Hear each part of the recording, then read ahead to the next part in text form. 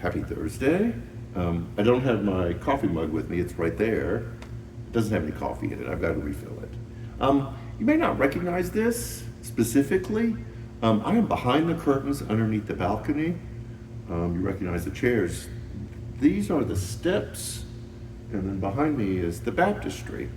This is where we store it in between use. We'll be pulling it out because Sunday is a big baptism day, and we're kind of excited about that. I'll get back to this. I belong to several community groups for Troup County, LaGrange, and there is a big conversation that's happening right now that some of you may have seen, and it's born from everyone getting in the mail their property tax assessment.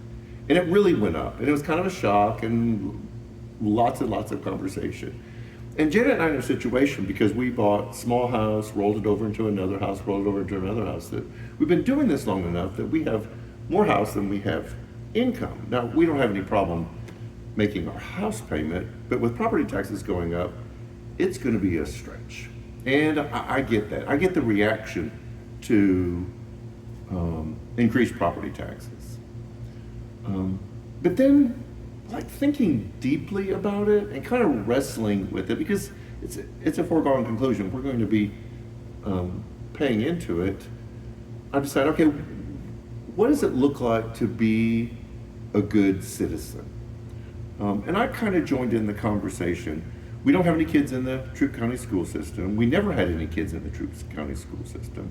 But I thought, there's playgrounds here that we don't use. There are ball fields here that we don't use.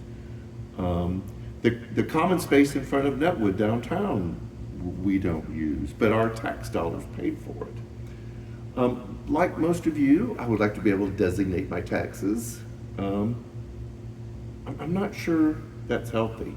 And so this is where I'm wrestling with it, and then I'll get back to baptism, is that I think we've lost a belief in and a commitment to what used to be called the common good. And the common good is like there's a community of people, someone's barn burns down, someone loses their job, and the whole community rallies around that person and helps them get back on their feet. It's what you see in Acts 2. It's what this church was founded on, that there's a sense of sacrifice that you make for the common good, for the greater good.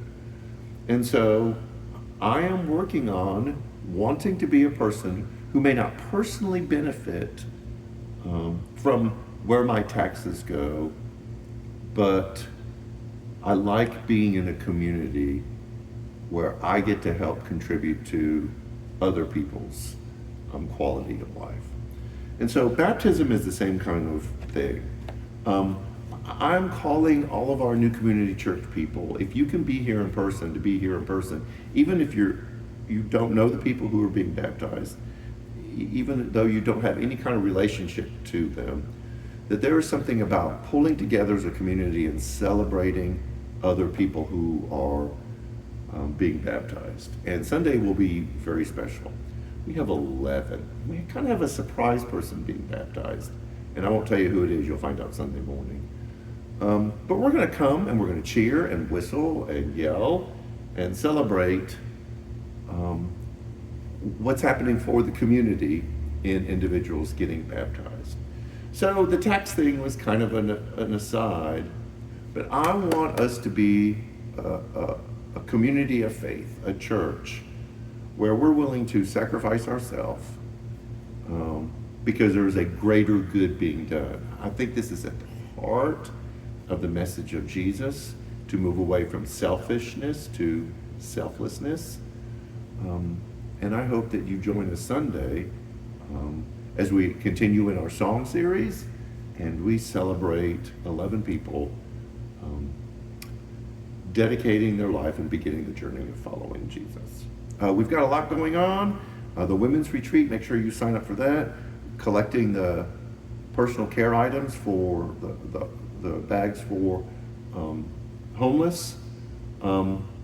It's not too late to drop in on Grief Share. Anything else that's going on, you'll find it on social media. I'm going to go get more coffee and get to work. And I hope you have a good day. I have nothing to cheer you with. Take care.